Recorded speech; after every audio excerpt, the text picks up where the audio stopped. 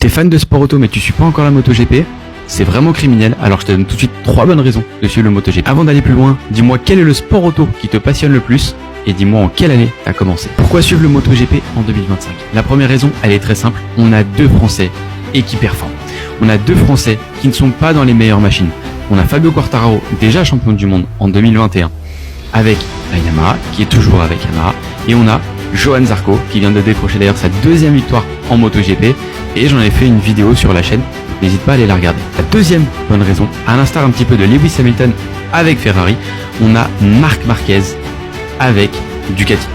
Grosso modo, l'un des meilleurs pilotes, si ce n'est le meilleur pilote de la MotoGP, en tout cas l'un des meilleurs pilotes depuis très longtemps, dans la meilleure écurie actuelle. Il a le meilleur team, et en effet on voit qu'il roule absolument sur toute la concurrence, sauf quand il chute, c'est un petit peu le problème de Marc Marquez, et ça c'est super intéressant. Troisième raison, et c'est pas des moindres, c'est la concurrence. On a un plateau archi resserré, alors certes aujourd'hui c'est beaucoup des Ducati, mais on a une concurrence folle et du spectacle toujours en piste. La preuve, Fabio Quartararo qui fait une pole avec une Yamaha devant son public, mais c'était exceptionnel. Johann Zarco qui s'impose, alors certes avec des conditions forcément, mais c'était fou.